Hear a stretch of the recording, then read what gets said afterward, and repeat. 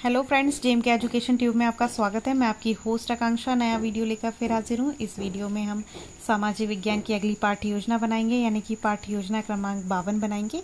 अभी तक हम इसके 51 लेसन प्लान बना चुके हैं। उम्मीद है आपने देखे होंगे और पसंद किया होगा, और यदि नहीं देखे और आप देखना चाहते हैं तो हमारे चैनल पर जाकर प्लेलिस्ट खोलकर देख सकते हैं, या वीडियो के नीचे जो डिस्क्रिप्शन बॉक्स है उसे खोलिए, वहां पर भी आपको सभी सब्जेक्टों की प्लेलिस्ट की लिंक मिलेगी। सामाजिक विज्ञान की प्लेलिस्ट खोलकर आप प्रीवियस सारे वीडियो देख सकते हैं। यदि आप हमारे चैनल पर नए हैं और अभी तक हमारे चैनल को सब्सक्राइब नहीं किया है तो सब्सक्राइब जरूर करें, बेल आइकॉन प्रेस करें, जिससे आने वाले सभी वीडियो का नोटिफिकेशन आपको मिले और आप समय पर उसका लाभ ले सकें। आप हमें हमारे टेलीग्राम ग्रुप और फेसबुक ग्रुप में भी ज्वाइन कर सकते हैं, वहाँ से भी हमारे चैनल से संबंधित चीज़ों का लाभ ले सकते हैं। तो चलिए शुरू करते हैं पाठ्य योजना बनाना। सबसे पहले आपको डालना है क्रमांक, जो भी आपका क्रमांक हो आप वो डालें। उसके बाद इस तरीके से आपको बनानी होती है ब्लैक बोर्ड फिलिंग, जिसमें आप कक्षा में प्रेजेंटेशन करते हैं तो ब्लैक बोर्ड पर भी आपको ये लिखना होता है, जिसमें आप अपना नाम लिखते हैं। यदि अध्यापक हैं तो लिखेंगे छात्र अध्यापक का नाम, अध्यापिका हैं तो छात्र अध्यापिका का नाम लिखेंगे, जैसे मैंने अपना नाम लिखा हुआ है। ये हम इसलिए लिखते हैं सारी चीज़ें, जिससे हमारे पर्यवेक्षक को, अवलोकनकर्ता को ये पता चल सके, क्योंकि आपके विद्यालय में इतने सारे बच्चे होते हैं महाविद्यालय में, तो सभी को, सहपाठियों को आप जाने ये ज़रूरी नहीं होता, सभी अलग अलग सेक्शन के होते हैं।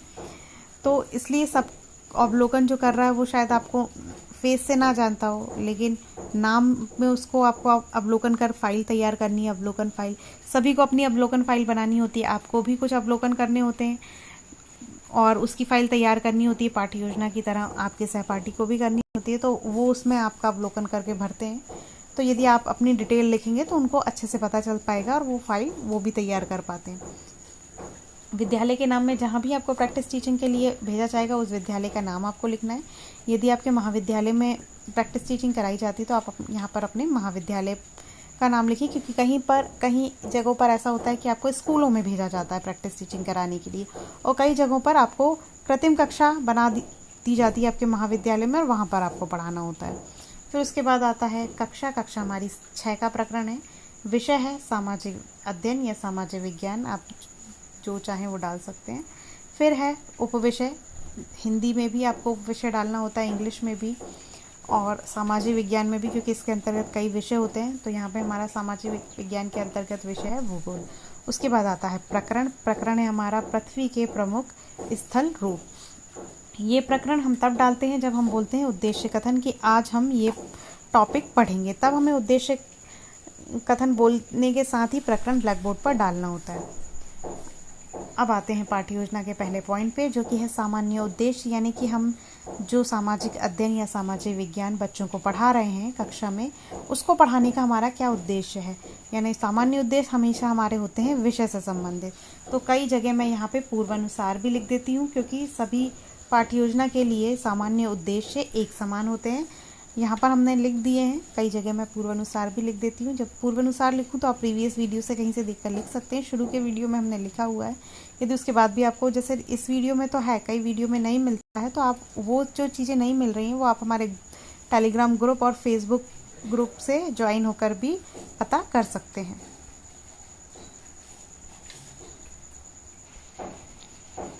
हमारा पहला सामान्य उद्देश्य है कि विद्यार्थियों को सामाजिक विज्ञान विषय का ज्ञान प्रदान करना। दूसरा है विद्यार्थी की बौद्धिक एवं तार्किक शक्ति का विकास करना। तीसरा है विद्यार्थियों की सामाजिक विज्ञान के प्रति रुचि उत्पन्न करना। चौथा है विद्यार्थियों में व्यक्तिगत विचारों को प्रभावशाली ढंग से व्यक्त करने की क्षमता का विकास करना। और पांचवा है विद्यार्थियों को भौगोलिक ज्ञान में वृद्धि करना। ये हुए हमारे सामाजिक विज्ञान के सामान्य उद्देश्य। इनकी संख्या 1 से 10 तक आप कितने भी लिख सकते हैं, जितना आपके महाविद्यालय में बोला जाए उस हिसाब से आप लिख सकते हैं। यदि कुछ सीमा नहीं बताई गई है तो 5 तो आप ज़रूर लिखें। उसके बाद आता है विशिष्ट उद्देश्य, जो कि आपके टॉपिक से रिलेटेड होता है, कि ये टॉपिक हम क्यों पढ़ा रहे हैं बच्चों को। तो ये जो टॉपिक है हम पढ़ा रहे हैं बच्चों को क्योंकि पृथ्वी के प्रमुख स्थल रूप जैसे पर्वत, पठार, मैदान की जानकारी उनको हम प्रदान कर सकें। फिर उसके बाद आता है शिक्षण सहायक सामग्री, यानी हम जो कक्षा में सहायता के तौर पर इस्तेमाल करते हैं पाठ को रोचक बनाने के लिए, इंटरेस्टिंग बनाने के लिए और उसको अच्छे से प्रेजेंट करें। इसलिए हम जो भी सहायता के तौर पर इस्तेमाल करते हैं वो हमको यहाँ मेंशन करना होता है। तो लपेट श्यामपट, जिसका इस्तेमाल हम मूल्यांकन प्रश्न या फिर कक्षा कार्य, गृह कार्य लिखने के लिए ले जा सकते हैं, या फिर आप उसमें कोई भी शिक्षण बिंदु, जैसे कि हमारे किसी के सब पॉइंट होते हैं या किसी के बहुत सारे पॉइंट्स होते हैं जिनको आप बहुत ज़्यादा याद नहीं रख पा रहे हैं, तो वो भी आप लपेट श्यामपट्ट पर लिख कर ली जा सकती है। चार्ट, जैसे हमारे मरुस्थल स्थल पठार के हम यहाँ पे जानकारी दे रहे हैं तो उसका चार्ट बना कर ले जा सकते हैं। संकेतक, जिसका उपयोग हम लपेट श्यामपट्ट पर लिखी हुई बातों को पढ़ के बताने के लिए पॉइंटर का यूज़ कर सकते हैं। चार्ट की शिक्षण, जो भी चित्र है उसको दिखाने के लिए भी हम संकेतक का प्रयोग करते हैं। डस्टर सामान्य उपयोग में लाने के लिए करते हैं, जो ब्लैक बोर्ड साफ करने के लिए, आदि और भी आप चीज़ें इस्तेमाल कर सकते हैं। फिर आता है शिक्षण विधि। हम यहाँ पे प्रश्नोत्तर विधि, व्याख्या विधि, अर्थकथन विधि का इस्तेमाल करेंगे। आप इसका कॉलम भी बना सकते हैं, इसको पॉइंट में भी डाल सकते हैं या दोनों भी कर सकते हैं। उसके बाद आता है पूर्व ज्ञान। पूर्व ज्ञान आपको ज़रूर मेंशन करना है और आपको पूर्व ज्ञान बच्चों का पता भी होना चाहिए, क्योंकि इसी के आधार पर आपके प्रस्तावना के प्रश्न होते हैं। तो यहाँ पे पूर्व ज्ञान है कि विद्यार्थी पृथ्वी के बारे में सामान्य जानकारी रखते हैं, पहाड़, पठार, मैदान आदि शब्दों से परिचित हैं। उसके बाद आता है प्रस्तावना। प्रस्तावना में हम कई तरीक़ों से प्रस्तावना निकालते हैं, चित्र दिखाकर, प्रश्न कर कर, कहानी सुनाकर। तो यहाँ पे हमारे जो प्रस्तावना का माध्यम है वो प्रश्नोत्तर है। इसमें आपको 3 कॉलम बनाने, क्रमांक, छात्र अध्यापिका क्रिया, विद्यार्थी क्रिया। इसमें आप प्रश्न करेंगे पृथ्वी की आकृति कैसी है, तो बच्चे बताएंगे कि गोल है। वो अंडाकार भी बोल सकते हैं, जैसा उनको ज्ञान होगा उस तरीके से बोलेंगे। फिर है क्या पृथ्वी का स्वरूप हर स्थान पर एक जैसा है, तो बोलेंगे नहीं, पृथ्वी का स्वरूप हर स्थान पर एक जैसा नहीं है। पृथ्वी पर क्या क्या है, तो वो बताएंगे पठार, मैदान, घाटियाँ, नदियाँ। बहुत सारे आंसर आपके बच्चे दे सकते हैं, जो संभावित उत्तर है वो आपको यहाँ लिखना है। स्थल रूप से आप क्या समझते हैं, तो वो बताएंगे स्थल रूप से आश्रय, पत्थर, धूल, मिट्टी, ये सब होता है। वो अपनी भाषा में बताएंगे, आपको उचित आंसर, जो सटीक आंसर है वो यहाँ लिखना है। फिर आप अगला प्रश्न करेंगे, क्या आप विभिन्न स्थल रूपों को उनकी ऊंचाई एवं ढाल के आधार पर वर्गीकृत कर सकते हैं, तो ये बच्चों को नहीं पता, यही अब हमको बताना है। तो ये हो जाएगा हमारा समस्यात्मक प्रश्न। फिर उसके बाद आता है उद्देश्य कथन। हम विद्यार्थियों से कहेंगे कि आज हम पृथ्वी के प्रमुख स्थलों के बारे में चर्चा करेंगे। साथ ही हमको इसी समय प्रकरण, जो हमने खाली छोड़ा हुआ रहता है अभी तक, ब्लैक बोर्ड पर प्रकरण डालना होता है, जो भी हमारे पाठ का नाम है। फिर उसके बाद आता है प्रस्तुतिकरण। प्रस्तुतिकरण में हम कॉलम बनाते हैं, शिक्षण बिंदु, छात्र अध्यापिका क्रिया, शिक्षण विधि और विद्यार्थी क्रिया। श्यामपट्ट का इधर कॉलम आप चाहें तो बना सकते हैं, बाकी आवश्यक नहीं होता है, क्योंकि जो हमारे छात्र अध्यापिका व्यवहार होता है और जो विद्यार्थी व्यवहार होता है वही हम लगभग श्यामपट्ट पर लिखते हैं। तो आप बाद में श्यामपट्ट का प्रारूप बना कर रखा सकते हैं। इसी तरह मैंने आपको विधि का बारे में भी बताया था कि विधि आप चाहें तो डालें, आगे डाल सकते हैं, चाहे तो कॉलम बना सकते हैं, ये दोनों भी कर सकते हैं। तो यहाँ पर मैंने कॉलम का एग्जाम्पल भी आपको बता दिया है कि आप छात्र अध्यापिका क्रिया, विद्यार्थी क्रिया के बीच में इस तरीके से बना सकते हैं।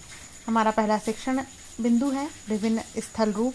छात्र अध्यापिका कथन द्वारा बताएंगे कि हम विभिन्न स्थल रूपों को उनकी ऊंचाई, ढाल के आधार पर पर्वत, पठार, मैदान में वर्गीकृत कर सकते हैं। विद्यार्थी क्या करेंगे, ध्यानपूर्वक सुनेंगे, कथन हमारी विधि रहेगी। हम यही प्रश्न उनसे कर लेंगे कि हम विभिन्न स्थल रूपों को किन किन में वर्गीकृत कर सकते हैं। बच्चे आंसर देंगे। हमको ब्लैक बोर्ड पर भी लिखना है, जिससे अन्य बच्चों को भी आ जाए। और श्यामपट्ट यानी हम ब्लैक बोर्ड पर भी लिखना है, छात्र अध्यापिका व्यवहार में भी हमको ये डालना है। यदि आप कॉलम बनाते हैं ब्लैक बोर्ड का, तो उसमें भी आपको ये लिखना पड़ता है। फिर उसके बाद आता है अगला शिक्षण बिंदु, जो कि है पर्वत। हम पर्वत के बारे में बच्चों को बताएंगे, डिटेल से समझाएंगे कि कैसी आकृतियों को पर्वत कहते हैं, किस तरीके से होते हैं। कथन विधि का यहाँ इस्तेमाल होगा, बाद में हम व्याख्या भी करेंगे। विद्यार्थी क्या करेंगे, ध्यानपूर्वक समझेंगे। सारी थ्योरी को हम उनको एक्सप्लेन करेंगे, जैसे पर्वत के 3 प्रकार होते हैं, वली पर्वत, इस तरीके से हम उनको बताएंगे। चित्र भी बता सकते हैं आप, इसी समय पर ब्लैक बोर्ड पर बना सकते हैं, चार्ट दिखा सकते हैं। विद्यार्थी क्या करेंगे, ध्यानपूर्वक सुनेंगे। कथन विधि और व्याख्या विधि की आपकी यहाँ पर संयुक्त रूप से इस्तेमाल होती रहेगी। फिर आप करेंगे बौद्ध प्रश्न की पर्वतीय क्षेत्रों में बहुत कम लोग क्यों निवास करते हैं, तो बताएंगे कठोर, बच्चे बताएंगे, क्योंकि आपने एक्सप्लेन किया है तो वो बता पाएंगे कि कठोर जलवायु होने के कारण पर्वतीय क्षेत्रों में बहुत कम लोग निवास करते हैं। प्रश्नोत्तर विधि का यहाँ पे इस्तेमाल होगा, क्योंकि हम प्रश्न पूछ रहे हैं बच्चों से। पर्वत कितने प्रकार के होते हैं, तो बच्चे बताएंगे 3 प्रकार के होते हैं। आप यहाँ उनसे नाम भी पूछ सकते हैं। फिर आप पूछेंगे वलित पर्वतों के कुछ उदाहरण दीजिए, तो बच्चे उदाहरण देंगे आपको एक एक करके। सारे बच्चे, ज़रूरी नहीं है कि एक साथ सारे आंसर बता दें, अलग अलग बच्चों से पूछिए, हाथ ऊपर करवा कर पूछें, जिससे आपका कक्षा पर नियंत्रण ना जाए कक्षा से, और सभी के आंसर आप ब्लैक बोर्ड पर लिखते जाएं, जिसमें सभी को सभी आंसर आ पाएँ। उसके बाद आता है पठार। पठार को एक्सप्लेन करेंगे, कथन विधि का यहाँ इस्तेमाल होगा। विद्यार्थी व्यवहार में आपको लिखना है विद्यार्थी ध्यानपूर्वक सुनेंगे व समझेंगे भी लिख सकते हैं आप। व्याख्या विधि का भी यहाँ इस्तेमाल होगा। आप पूछेंगे पठार के कुछ उदाहरण बताइए। जिस तरीके से आपने पहले भी ब्लैक बोर्ड वर्क किया, इसी तरीके से आपको यहाँ पे भी ब्लैक बोर्ड वर्क करना है कि बच्चे पठार बताते जाएंगे और आपको ब्लैक बोर्ड पर लिखना है, जिससे सभी को आ जाए जिनको नहीं आ पा रहा है। फिर उसके बाद मैदान के बारे में बताएंगे। अगला जो हमारा शिक्षण बिंदु है कि मैदान समतल भूमि के बड़े भाग होता है, इस तरीके से आप बताएंगे, समझाएंगे उनको। चित्र दिखाते जाइए हर टॉपिक को समझाते समय, तो बच्चों को अच्छे से समझ में आएगा। कथन विधि का यहाँ इस्तेमाल करेंगे, विद्यार्थी ध्यानपूर्वक सुनेंगे। उसके बाद पिछले शिक्षण बिंदु की तरह ही यहाँ हम उनसे बौद्ध प्रश्न कर लेंगे कि मैदानों के कुछ उदाहरण बताइए। बच्चे उदाहरण बताएंगे और आप उनको ब्लैक बोर्ड पर भी लिखेंगे, जिससे उन सभी बच्चों को आ जाए। प्रश्नोत्तर विधि का यहाँ पे इस्तेमाल होगा इस तरीके से। फिर उसके बाद आपको श्यामपट्ट प्रारूप लगाना है। यदि आप श्यामपट्ट का कॉलम बना दें तो भी आपको प्रारूप लगाना होता है। तो इस तरीके से आप श्यामपट्ट प्रारूप के लिए ब्लैक कार्ड शीट का इस्तेमाल करेंगे। ब्लैक कार्ड शीट को काटिए, उस पर सिल्वर पेन या वाइट पेंसिल से आप लिख सकते हैं श्यामपट्ट प्रारूप। इसको हम हेडिंग देंगे। जो हमने ब्लैक बोर्ड फिलिंग बनाई है वो सारी चीज़ें हमको यहाँ लिखनी है। और प्रमुख शिक्षण बिंदु जैसे कि आप पर्वत के प्रकार लिख दीजिए या मैदान के प्रकार लिख दीजिए, उदाहरण लिख दीजिए, कुछ भी आपको छोटा सा चीज़ें यहाँ पे डालनी है। जो क्योंकि आप पूरा नहीं लिख रहे हैं, सिर्फ प्रारूप बना रहे हैं, तो कुछ प्रमुख शिक्षण बिंदु आपको यहाँ लिखना है। इसके बाद आता है मूल्यांकन प्रश्न, जिसको आप लपेट श्यामपट्ट पर लिख कर ले जा सकते हैं। आपके बौद्ध प्रश्न भी मूल्यांकन प्रश्न हो सकते हैं। यहाँ पे हमने 6 प्रश्न लिखे हैं। आप ज़्यादा भी लिख सकते हैं और कम भी लिख सकते हैं। उसके बाद आता है गृह कार्य, जो आप उनको होमवर्क देंगे। पिछले दिन का होमवर्क भी चेक करें और होमवर्क भी आप दें, ये भी पाठ्य योजना का हिस्सा है। उसके बाद आता है पर्यवेक्षक टिप्पणी। जो भी आपका पर्यवेक्षक होगा यहाँ पे टिप्पणी देकर बताएगा कि पाठ का प्रस्तुतिकरण कैसा था, अच्छा था, बुरा था, क्या सुधार की आवश्यकता है, यानी लेसन प्लान से related good point, bad point और पर्यवेक्षक के जो सजेशन होते हैं वो यहाँ पे आएंगे। उसके बाद आपको बनाना है हस्ताक्षर का कॉलम, आपके हस्ताक्षर और पर्यवेक्षक के हस्ताक्षर। यहाँ पर आप विषय शिक्षक के यानी सब्जेक्ट टीचर के भी सिग्नेचर का कॉलम बना सकते हैं। यहाँ पे पाठ्य योजना समाप्त होती है। कैसी लगी कमेंट करके ज़रूर बताएं। अच्छी लगती लाइक कीजिए, दोस्तों से शेयर कीजिए। यदि अभी तक हमारे चैनल को सब्सक्राइब नहीं किया है तो सब्सक्राइब ज़रूर करें, बेल आइकॉन प्रेस करें, जिससे आने वाले सभी वीडियो का नोटिफिकेशन आपको मिले और आप समय पर उसका लाभ ले सकें। धन्यवाद। जय हिंद।